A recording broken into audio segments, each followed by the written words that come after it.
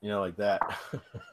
All right, and we are live. Welcome everybody to HumpDay Hangouts episode 190. We are fired up and waiting on a special guest, but before we get into that, we're going to run down and say hello to everybody at Semantic Mastery and let you know what we got going on today. So, Chris, we'll start with you and your wonderful, beautiful Semantic Mastery Mastermind shirt. How you doing? Doing good. How you doing? Can't complain. Can't complain. I've got they're tearing up the concrete outside, so hopefully nobody else can hear that because it's driving me insane. But yeah, I'm doing well. Thank you. Cool. Hernan, what's up, man? How's soccer going? Oh, it's going Sorry, well. football. I almost died yesterday in the middle of our corporate meeting, but it was fine. It was good. And I'm really excited for what's coming for Semantic Mastery as well. So, good deal. Marco, how you doing? I'm good, man. I'm, again, excited. Been working on this auto poster, which we'll talk about in a little bit. YouTube views, the Google My Business Pro, right? Local GMB Pro, which is getting awesome results. People are getting hundreds of calls, man, and not ranking. I love it. Awesome. Awesome. Yeah, we got some really good news today about that. But Bradley, last but not least, how are you doing? Well, I got a shirt too. So I'm good, man. And I'm almost tempted to take a screenshot of that local GMB Pro thread in the Facebook group that talks about everybody that's sharing the results that they've been able to achieve with it in just a couple of weeks' time, just because it's freaking amazing. I would need Marco's permission to share a screenshot of that, though. So I'm not going to do it yet. But it's we just blur the people out, right? No names or any of that stuff, but yeah, share away. It's crazy. It's and it just keeps getting better. It's funny, but I set up a YouTube ad last week and I showed how to do this in the training for one very specific keyword, and I'm driving the traffic to the GMB post, and it's just crazy because within 1 week we're ranked number 2 in the 3-pack now for a keyword that we were at number 14 or number 13 or 14 in the well, actually no, I'm sorry, that keyword I think I was number 5 or 6 in the maps listing. But it jumped to number 2 in just a week from just driving a few clicks from YouTube to it, which is just insane. So it just keeps getting better. Anyways, that said, I don't know if our guest is going to make it today or not. Yeah, we're going to give it one last try. In the meantime, I got a couple announcements. I want to let everyone know next week here in the United States, it's going to be 4th of July on Wednesday. So we will not be canceling HumpDay Hangouts, but we will be holding it a day early. So on Tuesday is when it will be 4 p.m. Eastern, same time as usual. That's when we will have episode 191. And emails will be reflected. So you'll get an email on Tuesdays instead of Wednesdays. So that's it for that. I'm looking at my notes, and we got 3 things going on, trying to get our guests going on. So I'm getting a little confused. But Marco, do you want to talk about the GMB auto poster? Because this is definitely something we want to announce today. Well, we have like a fantastic ninja coder programmer who gets shit done. All you have to do is tell him this is what we need, and he does it, and it works. And of course, you have Rob in there, who takes whatever our programmer does, and he tests it, and he makes sure that it's working the way that it's supposed to. And if not, he goes balls to the wall testing it out, making sure that he can't break it. And if Rob can't break it, trust me, well, there's probably someone who could possibly break it, but yeah, 99 out of 100, they won't. So that's what Rob is doing. What I'm most excited about is we actually have a playlist where people can go and take a look at how the tool works. I'm going to post it, the YouTube playlist for local, for the auto poster.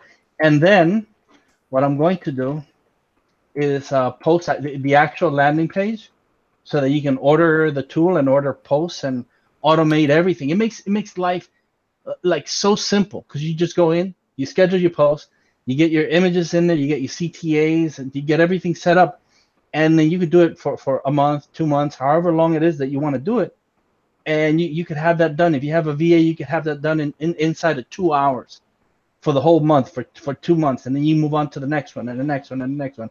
And it's all set, and then it's set and forget. You don't have to worry about it anymore. That's how good this is. So I'm gonna go ahead and post the auto poster, the playlist on how to use it, and then the landing page. Very good. And following in on this, you guys, obviously you should check out local GMB Pro. I mean, if you want to get the real deal on the training and behind this and how to get the most out of this, that's the place to do it. And, you know, these guys have all got really nice shirts. They're really nice Semantic Mastery shirts. But you know what? I think that, you know, we are apparently behind the scenes getting some hats made for Semantic Mastery with some nice Semantic Mastery logos. So the next person who signs up for the live event and we get notification that you've signed up for the live event, we'll give you a free Semantic Mastery hat, and I'll get that made and shipped out to you as soon as they're created. They're being designed right now. What's that? Let's give them a shirt too. Or yeah, sure. Shirt and a hat. We're gonna come decked out. You're gonna look like a Semantic Mastery logo when you walk into the live event. So hey, who's that guy that just? Well, that's only for mastermind members. I don't know, man. I have no idea. I think Google hates me, dude. They're like, that's the guy right there, man. They're like, let's block him. He's not getting in. Let's get him. It was like the Matrix move, man. It was like the agents just jumped up on me. I had to go from Firefox. You saw the woman in the red dress? I did, and good work, man. I must say, good work. So. Outstanding. Well, this worked out really well, actually, without, you know, with everything going on and us back and forth trying to get you on.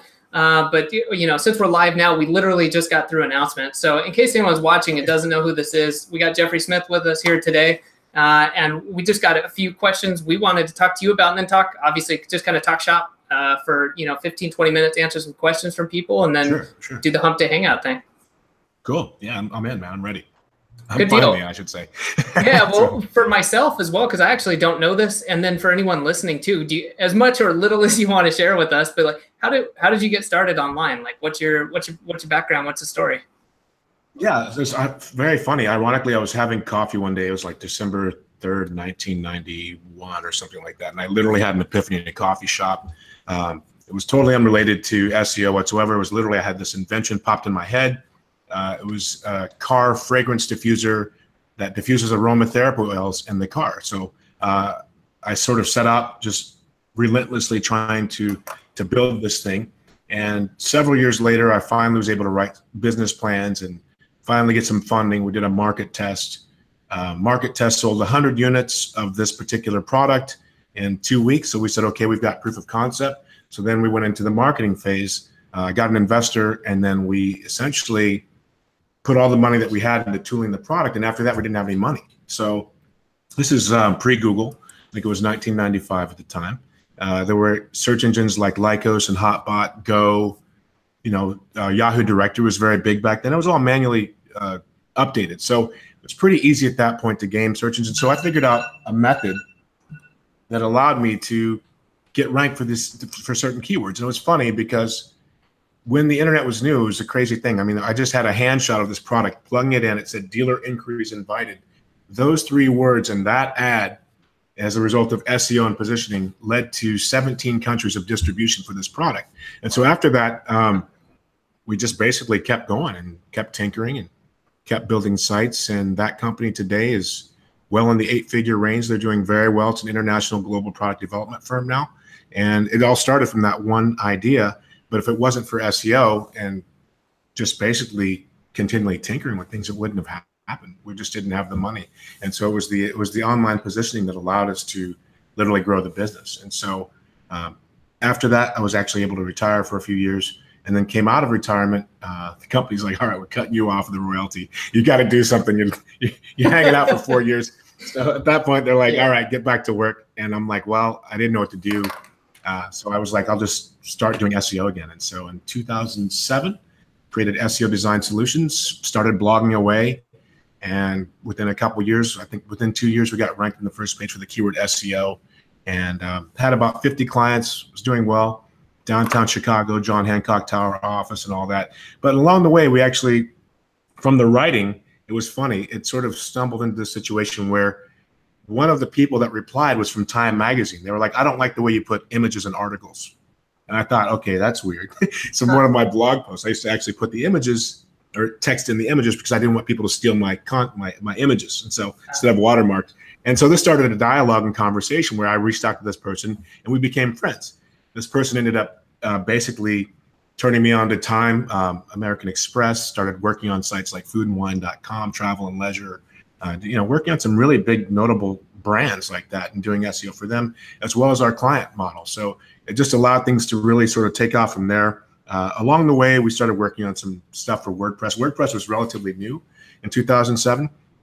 And so we started working on plugins and themes. And so the SEO design framework and the SEO Ultimate plugin were really just things that we used to save time for ourselves, so we didn't have to start fresh and start over with a new customer every time and try to figure out how to take their, Dreamweaver site or whatever it was and try to make it rank. So we just bolt on a subdomain or a subfolder, create a WordPress installation and kick it off. So stop me at any time. I know I'm sort of going on this tangent here. No, this is good. I think people are interested, and if not, we certainly are. So okay, cool. Yeah, and so just along the way, just started picking up more things and played a lot with PBNs back in the day. It was sort of a domainer and had some fun with building out 700-800 sites as part of our network. And if for those of you who've been around for a while, you probably remember Revenge of the Mininet by Michael Campbell, where he really laid out a bunch of different strategies on ways to do all types of topical internal linking. And so we played around with a lot of stuff like that, played around with our own methods. And that way we had our own sandbox where we could just do things without having to worry about, affecting clients or things of that nature. So had a lot of fun in that space. And then, just started to wind the client model down after 2012, started focusing more on the software side of things. So for those of you who are using SEO Ultimate, we do have a new version coming out. It's called Pro. It's going to have some pretty sick features with schema, additional schema, some really cool stuff with questions and answers schema, generators, and a lot of fun new toys to play with. It's going to be better than it is now? Yeah. It's, wow. That's quite a feat, buddy. It's gonna be some fun stuff in there, man. And you guys are welcome to continue to throw feedback, and I'd like to hear from the community as well on what kind of features that they'd like. I know there's a fiasco recently, not to diverge too much, but the whole scenario with Yoast's latest update sort of impacting a lot of rankings for people from it doing some kind of a default reset on the image library, whatever it was. I know it wreaked a little havoc. So the timing couldn't be more perfect for us to introduce a new model, new version, I should say, rather, and hopefully get some feedback on what people like to see. For anybody that, we've had this, there was actually just a thread in one of our Facebook groups within the last week, and somebody asked about Yoast and something, and everybody jumped in. All of our members jumped in and said, "What are you using Yoast for? You should be using SEO, Ultimate SEO." and sweet, man. Like, dude, it was crazy. There was like several people jumped in. It was like boom, boom, boom, boom, and it's just like, yeah, use this. It's best plugin ever. It's awesome. Yeah, this is left good. with the black eye. He left this is not planned at all. But Jordan just posted this and said, "Man, Jeffrey, thanks. Our agency is killing on page with Ultimate SEO Bootcamp and plugin." So, yes, thank you, man. Yeah, awesome. Chop to the neck. Well, something you were talking about, I thought was interesting, and I wonder if you've seen it. And I'd be interested anyone here what they're saying. You got started a long time ago, and one of your, at the time you said you were using SEO because you had to. That was the way you got started. I think a lot of people get started that way. They're like, I have to use SEO. I don't have a $10,000 a month PPC budget. I don't have big corporate backing. Do you still see or think that that's kind of the way a lot of people get into this? Or are you seeing more of a mix now of people like, okay, coming from other areas and saying, now I've got some backing, I can do SEO on a larger, bigger scale? That's a good point. I think that really it's from necessity. I really feel sorry for the little guy out there right now. I mean, they're getting beat up. I mean, you've got these large companies who have essentially infinite budgets for online positioning. So for me, I think as a way to essentially level the playing field and show people how to disrupt the market, where they can literally go in and outrank the Amazons or these, these large authority sites that have these loose rankings by affiliation, just from the fact that they're sheer numbers that they have. But yeah, I think it's, for me at least, I see more of people just learning because they have to, because they just don't have the money to go pay somebody, $5,000 a month to figure out if they are in fact doing what they say they're doing. And so if nothing else, it's just a matter of, for a business owner, I think it's important to just protect yourself, to know enough to know if they're doing what they're saying they're doing. And you can say, hey, well, what about the internal linking structures? Or are we using any kind of schema or structured data? Or, what do our sitemaps look like? What's our crawl frequency?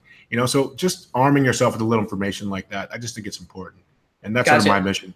And I'm not going to lie, I haven't gone through Bootcamp. I checked out some of the modules I needed. I passed some stuff off to VAs and went through there. But do you have like a small course for like business owners that just want to get up to speed and don't need to do them themselves? Well, I'll probably go back and just do like some kind of an advanced track summary, and then if you want to jump into the modules, I mean, I've got. Well, that's cool. I was just thinking like product creation on the fly, but I was like, that'd be a great one for business owners. It's like, hey, this is, you need to know what you're talking about. Here's the important stuff. You don't need to know how to do it, but this is what you should know. Anyways, that's a great. Instead of selling SEO Bootcamp to SEOs, selling like a watered down, like a dumbed down version, but actionable items to the actual direct to business owners, right? Like you know what's funny? Yeah, the CEO's guide to SEO or something. But, you know what's funny is it never was intended for SEOs to. I mean, I'm like, you guys should already know this stuff, man. I was like, I thought everybody knew this. This is like, I just kept it basic, but honestly. It goes back crazy, Jeffrey, because when I went through it, I was blown away, and I thought I knew something about SEO too.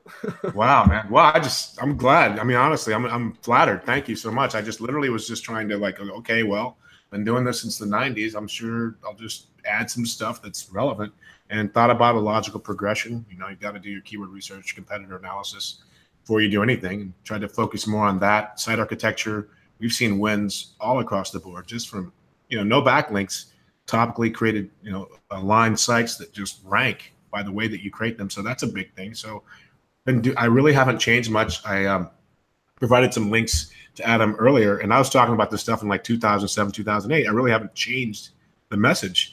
And the reason for that is that I'd rather focus on the basics that work really well rather than the flashy, flowery stuff. If somebody starts talking about like machine readable IDs for Google, I'm like, that's cool. You can go there. It's very granular, so you can literally go and diverge into any area. But as far as I'm concerned, when you look at it, it's really about topical relevance, and that's based on language. And if language isn't changing anytime soon, then we know that the way that you do topical modeling and the way you structure your site and the content creation, and just the way, if you think about Wikipedia, they really sort of set the tone for how to create topical authority in any topic. I mean, or any market niche, whatever. They've got hundreds of millions of keywords ranking for just about everything under the sun because of the way that they built their site to be useful for the end user, to be informative. It focused on expert quality in the content and how it delivered that content, as well as it had some really amazing correlations between their site architecture and the way that they internally linked. And that created a very powerful effect that was literally unblockable by Google even to this day.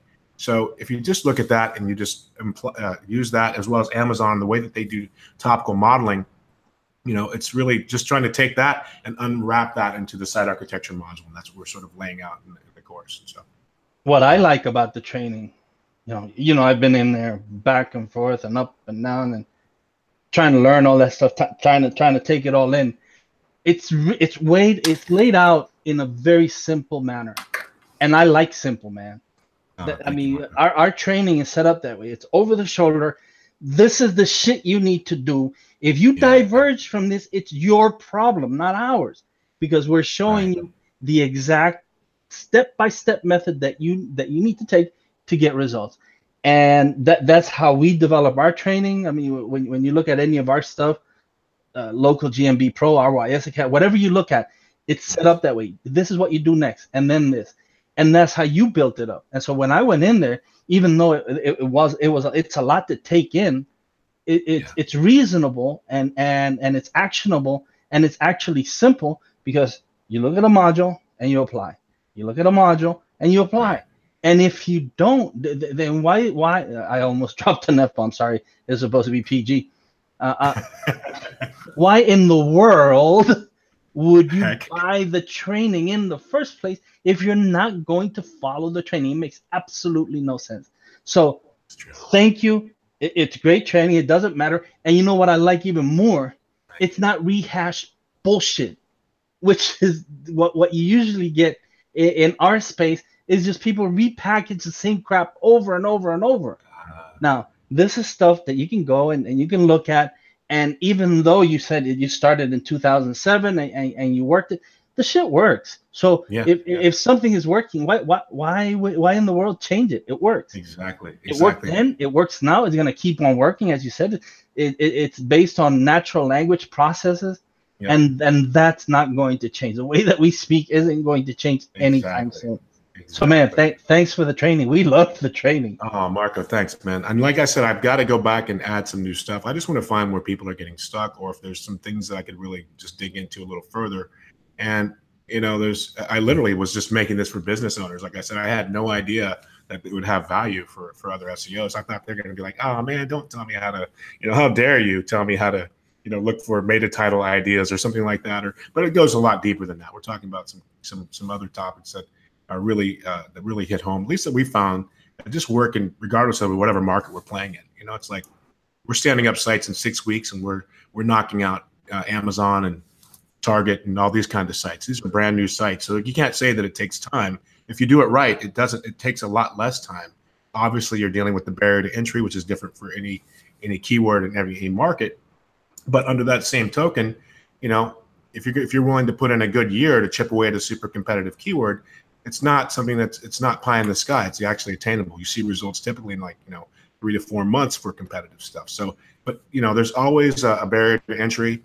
And it's really about choosing the right battles and winning that battle before you set foot on the field. And you do that by looking at the conversation that's online, determining where you want to enter that conversation and where you want to dominate this, how you want to dominate that to get to the more competitive topic, or, you know, that crowning achievement of that market defining phrase. And so it's a process, man. You don't just, you know, jump in and you figure it all out. But it's just it's one of those things where we're all learning.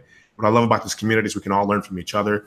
You guys are doing stuff that just blows me away every time I look at it, man. Like the IFTTT stuff, we've been applying that for years. I've never seen, you know, how you apply the tiers. And so it's mutual respect in that regard. I'm so glad that you guys are constantly just sharing what you have with the community. I know you're on 3 years now of doing this. And so I just want to say thank you to you guys, because honestly, you make this whole space a lot better. We're 16 episodes, 16 weeks away from our 4th anniversary of HumpDay Hangouts. Wow. 4 years, man. And we've only missed one, and it was a scheduled missed HumpDay Hangout. So like in 4 freaking years. Yeah, Bradley decided to take one day off. It happened once. Yeah.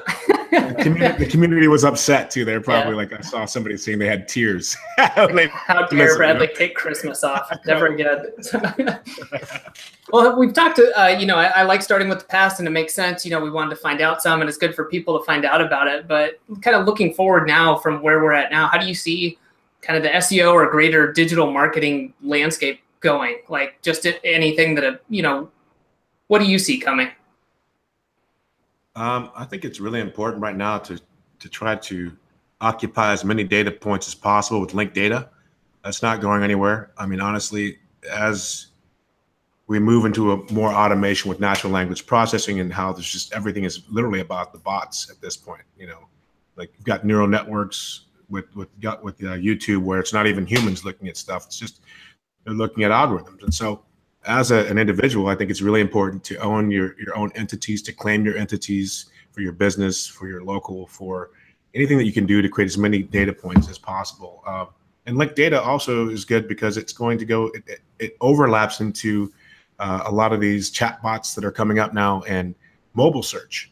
So if you can occupy as many points, once again, with linked data as you can with schema and those types of markup, and just, you know, making it super friendly to appeal to the bots, you're going to bypass everybody who's not working on that stuff. That's the whole thing. Is like, it's almost like it's worth it to, you know, like RDF and all these other types of languages that are still there, that are the base of this whole network of the Web 3.0, so to speak. It's there. So if you're not paying attention to that, I think that you're going to be left behind. Something else, just disambiguation. Sentiment and sentiment analysis is big, which goes back to natural language. You know, looking at tools like TextRaiser and Watson API, you can actually add your URL to those pages and find out if your sentiment's 0.53 or greater, it's really on topic to a theme. If it's less than that, you might want to consider using different word choices and things of that nature. So sentiment analysis is going to be really big for just determining the tone of your content and sort of how it fits into the algorithm. Marco may get filtered out at some point. They're like, that's Marco. He's over here. He's, you know, this is not the PG filter. But yeah, no, I'm just saying it's sort of cool like that. I think that's going to be really important. And then just, you know, word relatedness. It's not going anywhere. So I think it's just, as the technology's changed. I heard a quote once that said, 10 years ago, we barely knew what a search engine was. 10 years from now, it may not exist. So it's just a matter of this is what's working now. And so we've got to play with it. For some of these tools, I mean, some of this has to do with your on-page. Some of it actually has to do with the content itself. So setting aside some of the optimizations people can do on the back end, looking more at the content itself, is there anyone out there that you see like this person's doing content right, or are there tools that you say this helps me, I wouldn't create content without it? Anything along? I'm not thinking of anything in particular. I'm just wondering or are they just merged at this point? I mean, we have some cool tools that we go over inside the training that's sort of lays out the process that we've used that just plain works. Cool. And it's a tool that basically looks at the top 18 ranked sites. And if you're familiar with shingles, which are just like shingles on a roof, which are just the phrases that you use that are overlapping on a page, and it looks at the word relatedness, does a calculation and says, oh, if you're talking about the word luster and diamond, and it knows you're talking about a physical diamond. If it sees the word hot dog and diamond, it knows you're talking about a baseball diamond. So, these kind of algorithms are always at play with machine learning. And if you understand that, this tool takes that and it literally grabs top 18 sites. It looks at all the different phrases, looks at the percentage of times that these phrases are used in tandem, but it also shows all the synonyms and supporting relevant phrases that are part of that conversation. And that's what people need to understand, is that you've got topical depth and you have topical breadth. You need to have both in order to create that authority. So I would just suggest that it's all about relevance, but also you can expand that beacon of relevance to find to rank for hundreds of keyword variations just by the way that you craft your content. So I think that I've always liked the way that Moz writes, and a lot of people like that. I mean, it's some really in-depth stuff. I would definitely say that the longer the content, the better. At this point, I'm seeing articles that are 7, 8, 10,000 words now, and it's broken up with. It's you're going to spend months writing content like that, but you could actually do a mashup like that and literally just crush it. And there's also another way. I'll share a little technique. If you have SEO Ultimate Plus, there's the rel prev and next pagination option that's inside of the plugin. And if you understand that, what you can do is you can actually write an entire section of supporting articles, and you can daisy chain them so that your silo term is like the main page, and that starts your rel prev, and it goes to the next one. Your next one might be the category, and the next one after that might be all your posts that are all daisy chained and linked. And then at the end of that, of the bottom of the post, you link back to the silo with the last part of the chain, and now you've just created this ridiculous relevance loop that Google sees as one big page. So that's a little tip I'll give you guys, to just basically, you don't have to write one big article at one time, but you can take your entire archive and then each one of those titles and each one of those pages is dedicated to a very specific part of that conversation using your H1, your URL continuity, your internal link structures, but then use the rel prev and next to create that daisy chain to sort of dominate the entire conversation. If you let me translate. Hold on. Is it wrong to be aroused right now? that one works like gangbusters, man. It's particularly in local. Let me translate what Jeffrey just said. Link will still work, and for those idiots who can't figure it out or who are telling you that it doesn't work, it's bullshit. Link wheels are alive and well. You just have to present it in the right way so that the bots eat it up. Yep, exactly. Hey, Forbes does it. They're like, hey, we've got 5 parts of this article. Just hit the next button to get to the next part of the article. Get to the next part of the article, and they daisy chain it. They're throwing their ads in. It's not uncommon. This is a technique that Google themselves suggested versus using rel canonical, which is very important. I mean, rel canonical means that all the other pages themselves are omitted from the rankings. So they're not going to rank, but they're going to pass the ranking authority back to the said page, which is cool if you want to do some deep links to those pages and not show up. You could use rel canonical. But if you want everything to rank, then just use rel prev and next, and it will go, okay, somebody's typing in, they're looking for some specific topic, and it's on page 3. Well, guess what? Page 3 will appear in the search results, but it's still considered one big article. So that's the kind of stuff that we sort of share in the course. And really cool experiment. Awesome. Yeah, I think everyone got a few ideas off of that. So hands rubbing. I'll be right back. I gotta go. Man. All right. Well, we got to wrap it up in a few minutes to answer the questions, but we did have a question come in, and then we got one or two we want to finish up with, Jeffrey. So Jordan was asking, how much are you using the digital marketer's toolbox? It's not cheap, but at a certain scale, it seems worth it. Oh yeah, this is something that that Matt and myself have been sort of dreaming about for about 10 years. So it's finally ready. We joked about it. We used to call it the brain. I've never seen anything like it. And put it like this: we used to do this stuff the old way, and it took about 80 hours.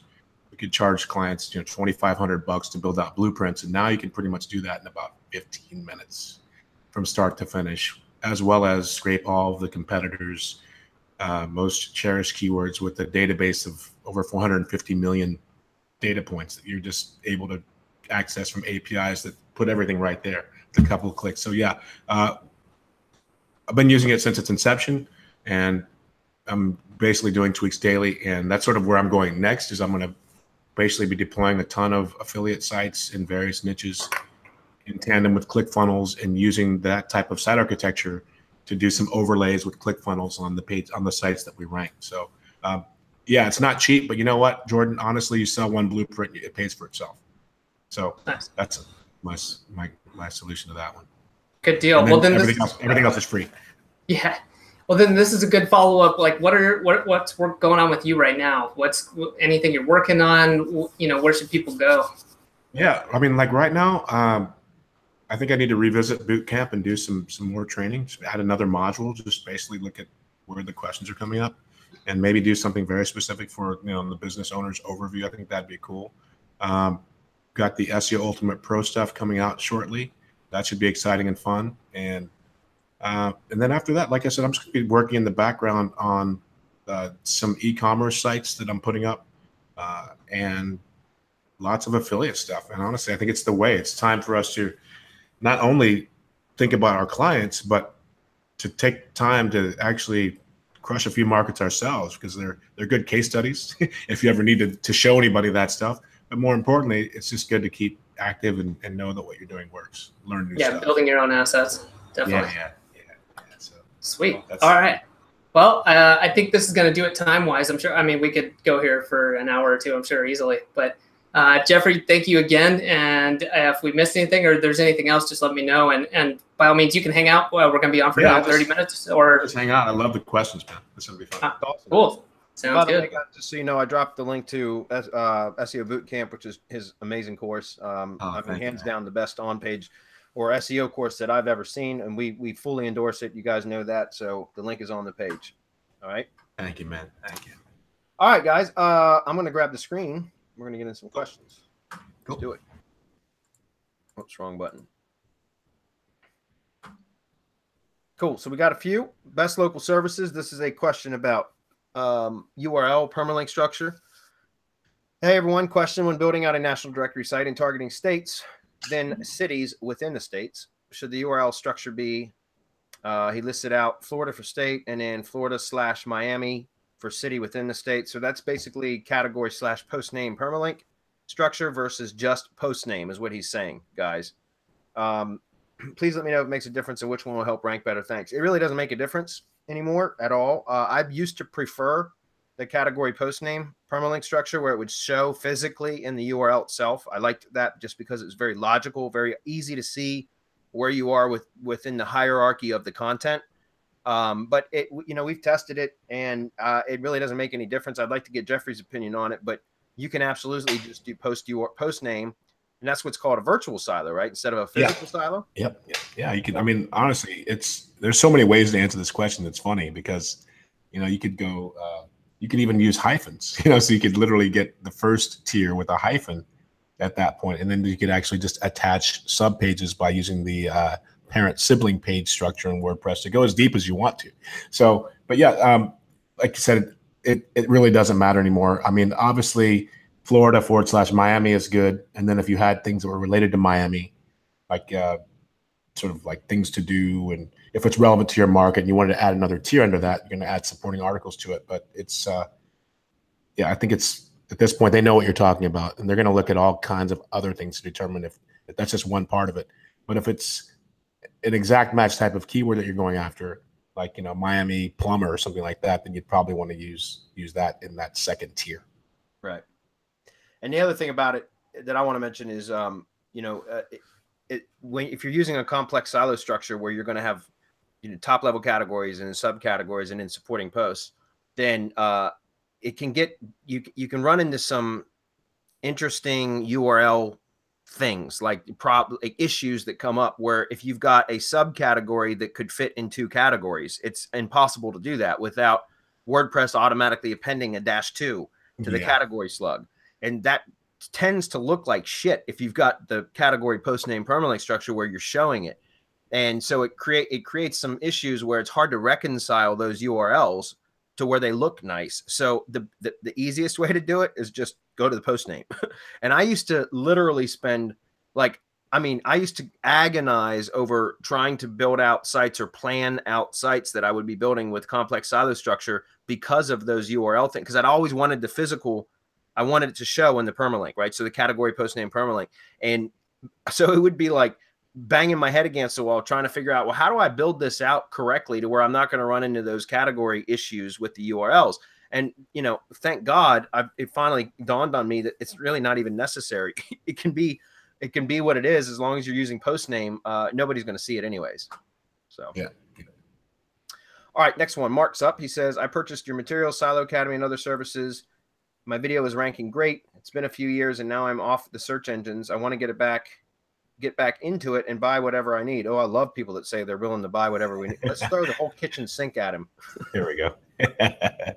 Can you tell me what I have and what I need to buy to move forward? Yeah, I'll tell you what, Mark, if you need specific information, just contact us at support@semanticmastery.com. You can also go to support.semanticmastery.com, which is our support site, and just fill in the little contact form there. So either way, we'll give you some instruction on or direction based upon what it is that you need.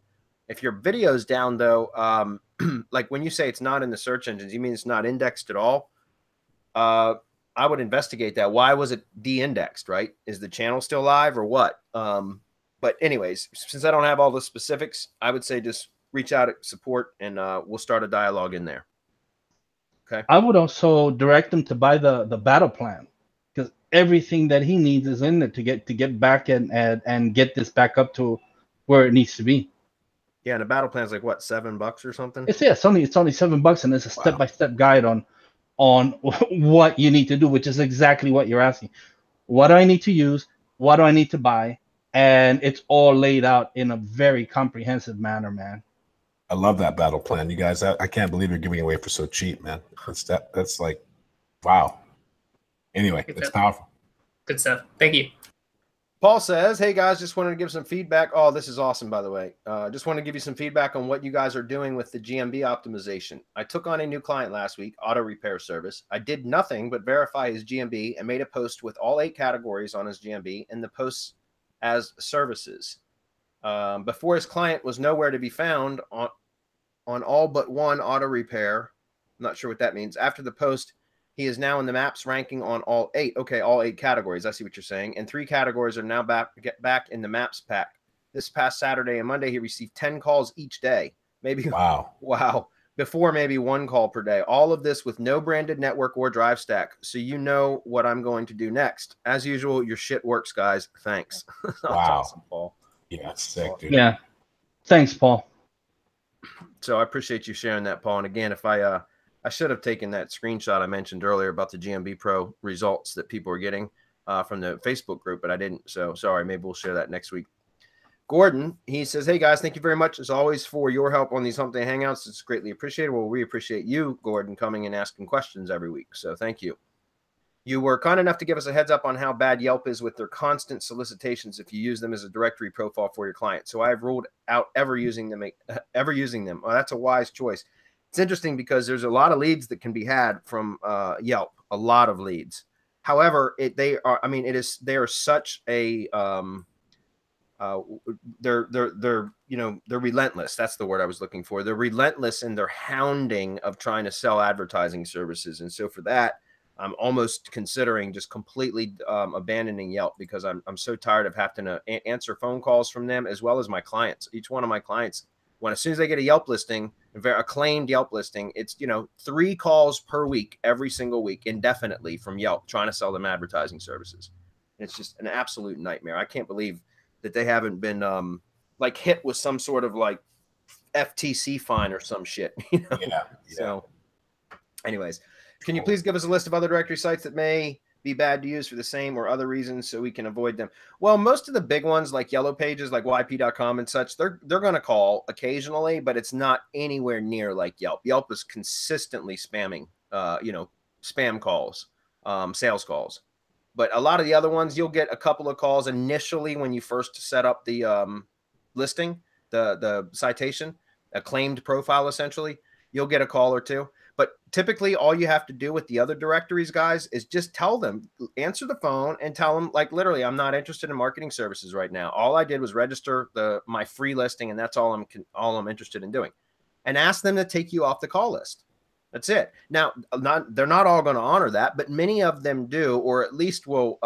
It'll be months before you get another call, and that's typically how I resolve that. But Yelp is the one that, again, they'll have 3 different reps call you in the same week, and every single rep always says the same thing. I'm your new Yelp rep. I've just taken over managing the listings in your area, and I'm calling to tell you how you can get more leads from your Yelp listing, more exposure for your Yelp listing. They always say the same damn thing. It's like you'd think they have a different scripts that they would cycle through, but they don't. They all say the same shit every time. Wow. So, anyways. Enough complaining about Yelp. I could go on a tangent for 20 minutes about that. They got under your skin, I guess. Yeah. Well, it's crazy because I do a lot of lead gen, and all of my lead gen properties get filtered through or routed to a call center. And I pay a lot of money for my call center every month. And because of all the different lead gen sites I have, we literally field 30, 40 calls a week from Yelp. And that's a lot of money that I spend on my call center answering phone calls that are, solicitation calls. It's crazy. So it pisses me off because it costs me a lot of money. You're getting spammed. That sucks. Tony Camaro. What's up, Tony? He says, with all the redirects in the Google network, how do I find the most authoritative URI for posting backlinks to? Well, that's actually a good question, Marco. Would you want to cover that one while I see if the 301 redirects from Google Maps is still working? Yeah. Okay. I mean, Tony. I think Tony works with Jeffrey. Yeah, Tony's a really cool guy. We've talked back and forth in Skype, and really, what we go to the algorithm and what the algorithm is looking for. The algorithm wants PageRank so it can build a ranking score for the entire page or for your entire, let's call it, web project. The only way that that's going to happen, according to the algorithm, is through do-follow links. And so what you need to do is, with all those redirects, you need to find the destination URL and use that, or use any of the 301 versions of the website so that you can pass PageRank and you can pass it to build your ranking score and all of the other metrics that are going to pass through those do-follow links. I understand that no follow links work. They're part of a natural link profile. But when you're building that PageRank and you're building that ranking score, and when you're trying to trigger the distance graph and you're building seed sites and seed sets and you want all that juice flowing back and forth, the only way that's going to happen is through a 301 or through the destination. Now, see, Bradley's showing it on the screen. So, Bradley, just go ahead and show what I'm talking about, so that people can get a visual. Yeah, so what's interesting is yesterday I was doing Syndication Academy update webinar yesterday. That's what it was. And I was showing one of the methods on how to get, for whatever it was I was showing, how to get a 301 direct to your maps listing. Because what it has been all the way up until yesterday was when I discovered it. And I mean, this must have been a change that just occurred within the last 48 hours because I'm, constantly doing stuff with maps all the time. And so what Marco just described, I'm always doing, which is, for example, going to grab your share URL for maps. They give you this short URL and you copy the link and then you go to wheregoes.com. That's what we use, which is just a redirect tracker or tracer, I should say. Anyways, you put the URL in there and then you click trace URL. And what you would always see from any of the map share URLs was it was a 301 redirect and then a 302 to the target URL. And it would be this long, funky looking URL with some additional code appended to the end of each version of the URL, but it would go through a 301 and then a 302. And so it was like the Google short URL, that the maps share URL, we would always go submit it through where it goes like this. And then we would copy the final target URL or the target destination, right? That's what we would copy. And then we would shorten that and use that as our maps URL. Nice. And the reason why is because now we can push direct to the map without it going through a 302 and basically eliminating any link equity, right?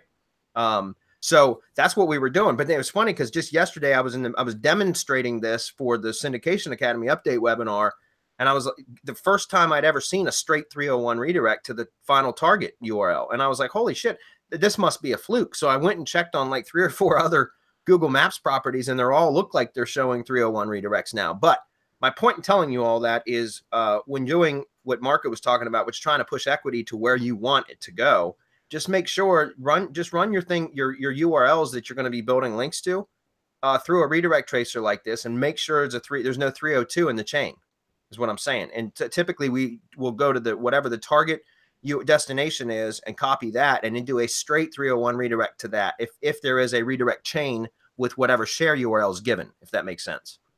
Okay. Yeah. Was that a clear description, guys? Yeah, that was great. I'm going to go a step further, right? Can you go back to that where goes? Mm-hmm. Because you see that HTTPS, you see how it doesn't have the www? You can actually add the www version to that shortened URL, and that's going to be an additional 301. Nice. Or it should be. So you're saying you can create a double 301 for like link laundering and stuff. Is that what you mean? Yeah, just add www dot and trace. You see that? How it redirects to the HTTPS. So now you have 2 that you can play with. You have the non-www gotcha. And the www. Yeah. So it doesn't create a double redirect, just a second 301 redirect. Wait a minute. You're right. That HTTPS www dot, take that out. Okay. Well, we can also get rid of the HTTPS. No, I mean in the long URL, just take the S out, and it should redirect just fine. Now that long URL, you could do the same thing. Take the www out and take the SSL certificate out. Take the S out, and they will all redirect to the final destination. And you could use any of those, Tony, to hammer the crap out of them with link building. That's nice. You can iframe. I mean, there's so much. You guys have access to, I believe, RYS Reloaded or RYS Academy. You know what to do with all of those. Pure obfuscation of links. It's purely obfuscated, and that's beautiful. But that's what's funny, because Rob was saying, Rob and I were chatting in Slack after the Syndication Academy webinar, and he was like, because I was pretty excited that the map share URLs are 301s now, like straight 301s instead of doing that funky redirect thing. And Rob was like, yeah, but can you imagine how this could end up damaging a lot of stuff for people because they don't know what the fuck they're doing? And I was like, I thought about it. I was like, yeah, that's kind of funny. And I said, well, that's okay. We'll keep the riffraff out, right? So. Shoot their foot off. No tins and pundit, actually. Know what that feels like a little bit. Anyway. It's awesome. Great question, Tony. I got a +1 net. All right, next, Jordan.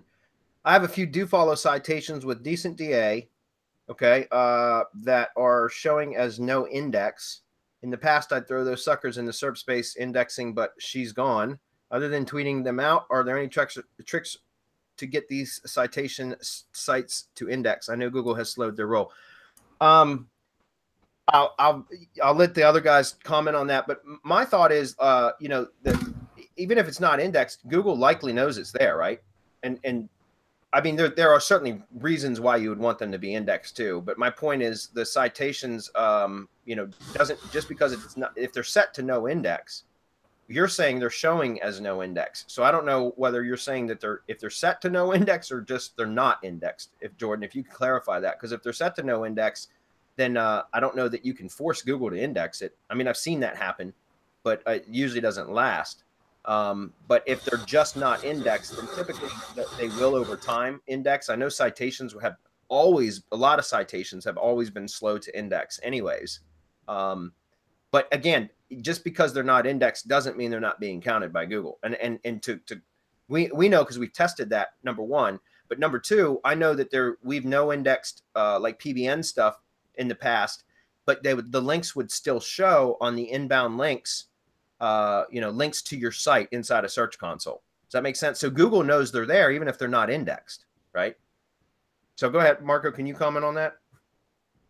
Yeah. Well, what I would tell him to do is, like, we're throttled in the URL submit, right? I think it's still the limit is around 10 or 11. But what you could do, I think, I'm pretty sure Jordan has Browsio. If you have multiple profiles set up in Browsio, then your VA should be submitting links like crazy through the URL submitter, even though it's throttled. If you have 10 or 100 profiles inside Browsio, or let's say Ghost Browser, then you're bypassing kind of the throttling. There's other things that I'm not going to give away here that we use to get our stuff indexed. And of course, he can always reach out to Dedia. Yeah. Because he knows Dedia, and Dedia will get what is it, over 40% indexed. So Dedia is doing really good. So there's ways to bypass it. Talk to Dedia about getting your stuff indexed. And I mean, there's other ways, and I'm not going to get into that in a free forum. Sorry, guys. Well, I got one more comment on that, and that's you could also, I know I've done fairly well with just linking to like a site, especially citation sites with press releases. It's a great way to boost a citation, especially if it's got a do follow link. Whether it's indexed or not, I don't care, because if it's got a do follow link and I'm pushing a bunch of PR links to it, some of which will be do follow, most of which are no follow, but it still ends up working really well because you're going to end up pushing it through that do follow link from the citation, whether it's indexed or not. So yeah, it's a nice one. Okay, cool. Let's see. Next would be Jordan again. He was already talking about that. That was his comment from earlier. It's awesome, Jordan. Thanks, man. Thank you. Jim says, SM Gang and anyone else, what rate is everyone charging for using curated posts, 1 to 4 article curation posts? So essentially 1 to 4 pieces of content curated to create a curated post is what he's saying. I mostly use the methods outlined in the Curation Suite training. Shame, Jim. You should have used Content King. No, I'm kidding, Jim. Content Kingpin is our curation training. I only use this for my own projects, so I'm curious as to what others are charging their clients. Thanks to any and all that respond. All right, so it's really, what does the market bear, and what is typical in that industry? Now, I can tell you for the vast majority of my clients, I'm charging them anywhere between $20 to $30 per post. Sometimes as much as $35. I've got a few clients that I pay as much as they pay as much as $35 per post, curated post. And that's not a lot of money. And then I pay my VA anywhere between $10 to $15 per post to curate it. Like my curator, or I've got several of them, but they all range somewhere in the neighborhood of $10 to $15 per post is what I pay them. So basically, I just get paid a nice markup, and that's what I love about content marketing as a service. Is that's what Content Kingpin is, guys. Our training about how to it's hands-free content marketing, and it's a great service because it can be 100% outsourced, and all you have to do is manage it and sell it, and that's it. And it's it's about 100% markup is what I'm making. So with some slight overhead. So it's close to like I'd say probably about a 60% profit margin on that service. It's a great service. It's just an additional stream of revenue. It's that is basically doesn't require any management or very, very little management. Yeah, I just got my VA trained up on it. He's like 53 posts in 2 weeks, so he's going to town on this stuff, and it's just pure value. And it's awesome. We're gonna fire it up on an IFTTT network and just let it go to town. That's right. And it's great because it's an efficient way to produce content, and you don't have to be a subject matter expert. A curator doesn't have to be a subject matter expert. All they have to know how to do is locate good content and compile it in a logical manner. And that's it. And there you go. So, and you're giving citations back to the original post. So it's right. You're giving everybody everything they want. So yep, it's absolutely right. So anyways, again, Jim, it's going to vary depending on the client. Now I know, Kamar, he was, I went to Network Empire certification event with him a long time ago. He does, medical, not medical. He's in the law industry. He does content marketing, digital marketing services for a lot of lawyers. And so they do posts, not necessarily curated posts, but for example, you have to be a paralegal, right? Yeah. In order to be able to write for like about law stuff, about legal stuff. And so like his content marketing that he charges to clients to do content marketing for them is like $200, $300 per post, because he has to pay somebody, a very skilled writer that's also a paralegal or has a law degree as well. Does that make sense? And so that's incredibly expensive, but in that industry, they're used to paying for that much for content. So, but in contracting industries, which are mostly the industries I work in, you know, like I said, it ranges anywhere between, I'd say $20 to $35 per post is what I'm getting for from my clients. That makes sense. It's sort of funny to see that, you know, lawyers are getting billed higher rates and they really can't complain because they do the same thing. So you're damn right. 1 hour is like $500, $500, rates, right? Exactly. Little buffer. So. Okay, we answered that one as well. Thank you. Let's see. Joe says, "Are you guys still using the hybrid manual traffic service?" I'm still testing it, Joe. It's too soon to tell. I've only been testing. I started testing it on one property about 3 weeks ago, and I started testing it on another property 2 weeks ago. And then I just set up. Well, I've got another property set up for it today, or excuse me, the other day, but I haven't actually ordered the service for it yet, so I can't really speak about it yet, guys. I wouldn't endorse it yet because I'm still testing it. And I don't recommend sending that traffic to your money site anyways, guys. It's I'm doing like some referral traffic stuff and some other real sneaky shit that I can't talk about here. So so I like it.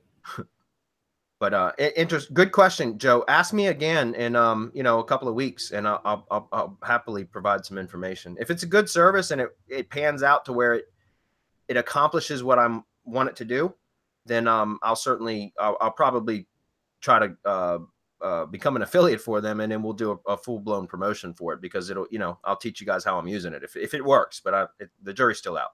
So, all right, we're almost done. We're almost out of time. Good, because it looks like we're almost out of questions. So that's. There's one about real estate there from Eddie A. Okay.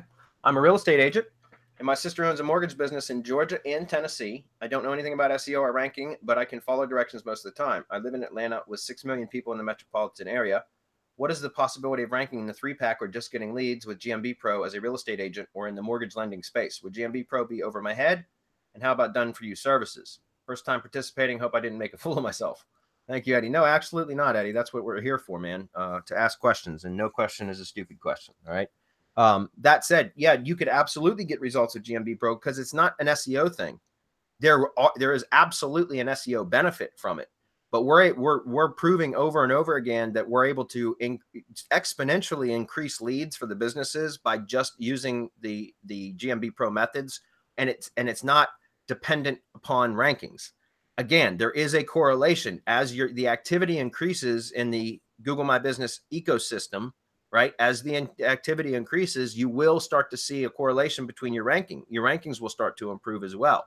However, we are generating leads where, like, for example, some of the case studies that I've been working on, the rank trackers are showing not great SEO, like not in the 3-pack, yet we're getting more, the calls continue to creep up, the exposure in maps, the activity, which is like clicks to the website, requesting driving directions and calls, all the stuff that's being tracked by GMB Insights is showing week over week improvements and increases.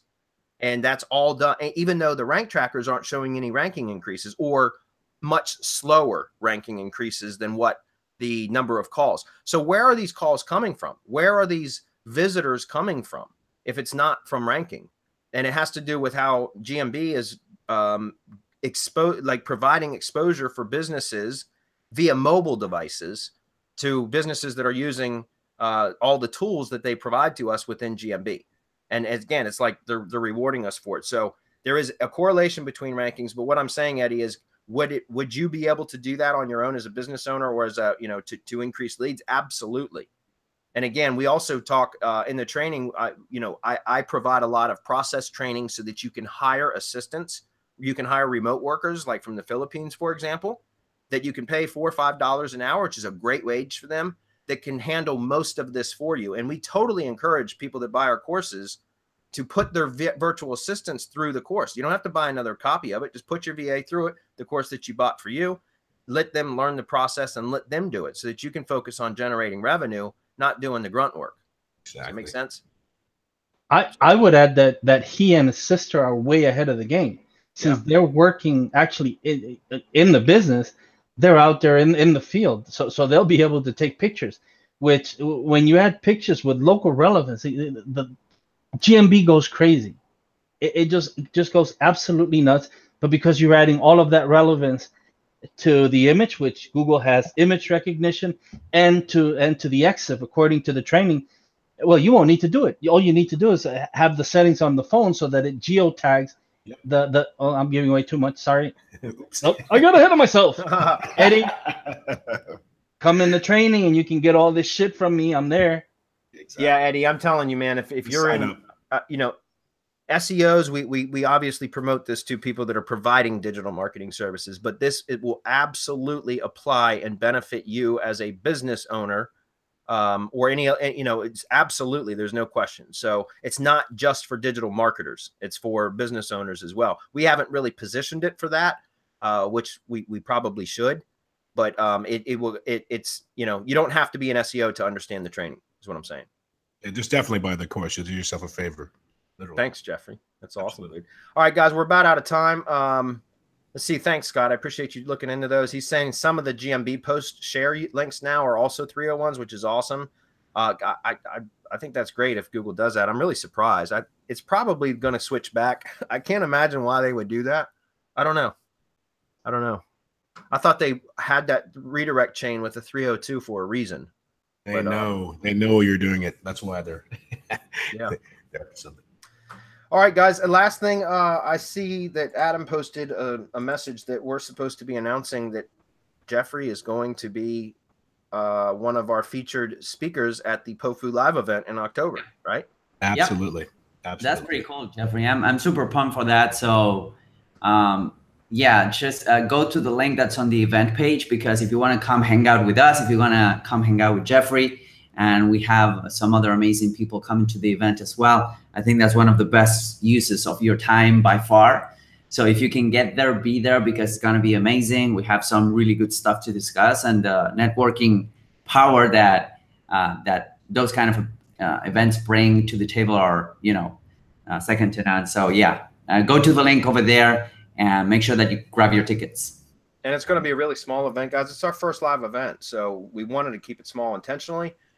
And so we're only going to have 25 people there. So, which means you're going to get a lot better, like more trained more intimately from all of us, if that makes sense. You'll get to interact with all of us a lot more and the other members there. And so again, like, guys, there's no way to describe the value of coming to events like these. And I think ours is going to be good. I hope it's going to be a great event in many aspects, but I think just for the networking alone and the amount of stuff that we want to kind of impart. We started in our mastermind Facebook group. We each one of us have started posting little polls with like 3 different topics that we are trying to select what we're going to be talking about as our topic at the event. And so we're actually getting input from our mastermind members, and so they're kind of helping us sculpt what our training is going to be about. So this is going to be this isn't just like what we think you should know. This is like we're doing our homework so that we can provide the members that come out to the event with just the top level training that we can provide. So anyways, we encourage you guys to come check us out. Jeffrey Smith's going to be there. Enough said. Thank you, man. No, it's the beauty of the Ask campaign too. I actually did the same thing where I was just like, hey, these are the topics I'm thinking about. What do you think? I got back 300, detailed questions the same way. And that's where Bootcamp came from, same way. So I'm really excited. I think I'm going to do a deep dive on SEO Ultimate and just sort of show you how we really turn that bad boy out and how we use it. And at the time, we've got some new stuff coming with the Pro. I think it'll be a good segue. So awesome. I do, like I said, a deep I wasn't sure if I was going to come to my own event, but now I'm definitely going to. I'm looking forward to it. This is going to be awesome. Awesome. Yeah. All right, guys. 5 Thank you, o'clock. guys. 5 minutes over, and that's kind of good for us. So thanks, Jeffrey, so much for being here, man. Thank you, man. I appreciate it. All right, guys. Thanks, man. Bye, everybody. See you guys.